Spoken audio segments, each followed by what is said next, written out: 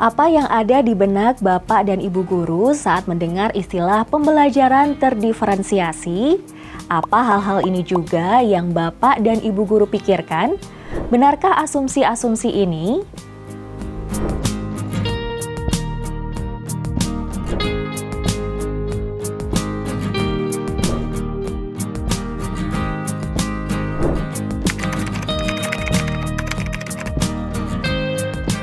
Dari berbagai definisi para ahli, pembelajaran terdiferensiasi adalah pendekatan yang menyesuaikan proses pengajaran untuk memenuhi kebutuhan belajar yang beragam dari setiap murid.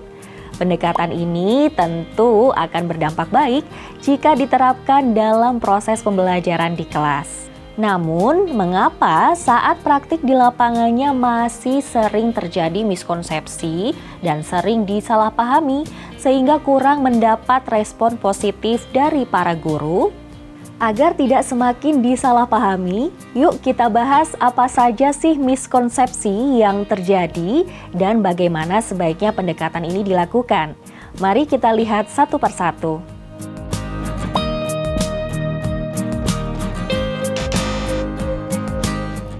Anggapan bahwa seluruh aspek pembelajaran harus didiferensiasi tentunya dapat memberatkan para guru.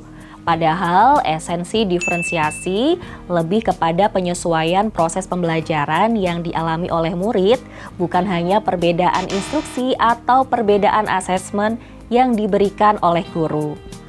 Guru diharapkan menerapkan diferensiasi dengan cara yang efektif dan efisien, dengan menyesuaikannya sesuai kebutuhan pembelajaran untuk mencapai tujuan pembelajaran. Misalnya, pada pelajaran matematika tentang bangun ruang. Jika terdapat murid yang belum memahami konsep bangun datar sebagai keterampilan prasyarat, guru dapat melakukan diferensiasi konten agar mereka dapat mengejar ketertinggalan. Namun, apabila seluruh murid sudah memenuhi prasyarat, maka tidak perlu dilakukan diferensiasi konten. Begitu pula dengan diferensiasi proses dan produk dilakukan apabila dibutuhkan untuk mendukung proses belajar murid dan ketercapaian tujuan pembelajaran. Jadi, boleh loh menggunakan hanya satu bentuk diferensiasi atau tidak sama sekali, asalkan sesuai kebutuhan dan mendukung proses belajar murid.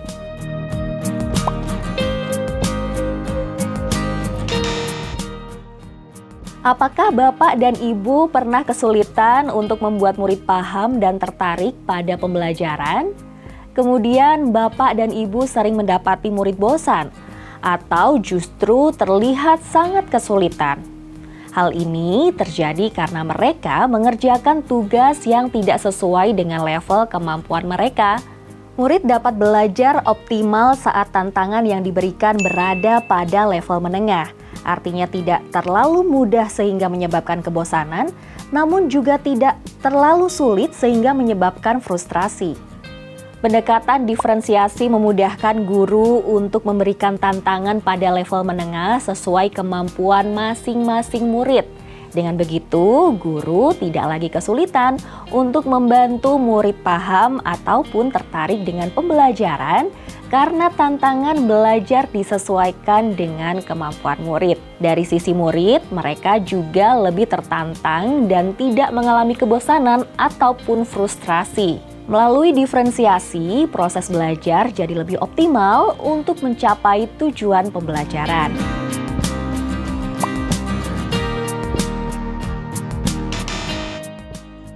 Pada satu titik, guru mungkin melihat diferensiasi hanya akan membuat murid merasa diperlakukan berbeda.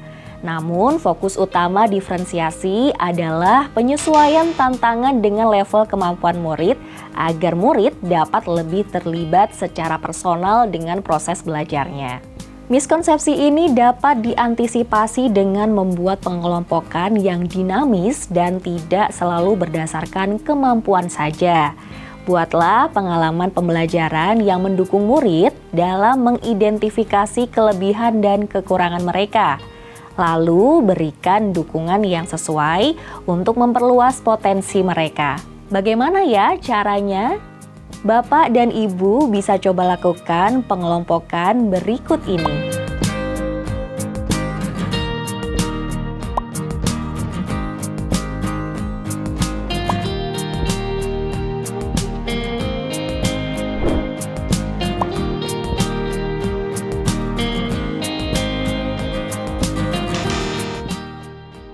Apakah diferensiasi harus membuat banyak RPP?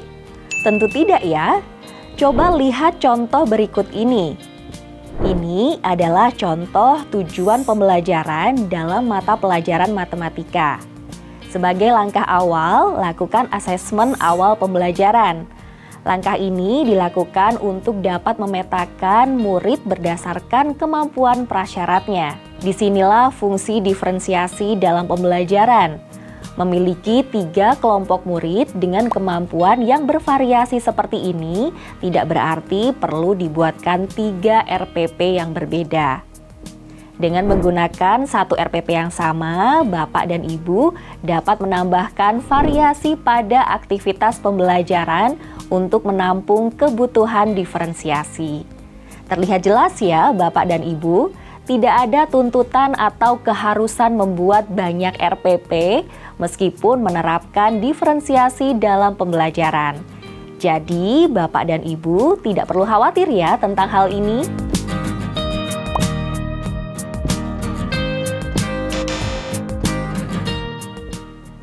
Setelah menyaksikan video ini dari awal, Bapak dan Ibu guru pasti tidak akan lagi berpikir seperti ini ya. Dari contoh-contoh sebelumnya dapat kita lihat dengan jelas bahwa pembelajaran terdiferensiasi bukan suatu hal yang kaku. Prinsip dasar diferensiasi adalah fleksibel, dinamis, dan organik. Prinsip diferensiasi bukan rencana yang harus diikuti secara kaku, tapi bisa juga disesuaikan dengan perubahan dan temuan yang muncul selama proses pembelajaran. Ini artinya keputusan penerapan diferensiasi dapat dilakukan di awal, tengah, atau bahkan akhir pembelajaran, tergantung pada kebutuhan dan perkembangan belajar murid. Nah, bagaimana? Setelah menonton video ini, semoga tidak lagi salah memahami penerapan pembelajaran terdiferensiasi yang semestinya ya. Yuk terus semangat kembangkan keterampilan dalam diferensiasi pembelajaran secara efektif dan efisien agar dapat bantu kembangkan potensi murid supaya siap menghadapi tantangan dunia nyata. Sudah siap mengembangkan keterampilan dalam diferensiasi pembelajaran?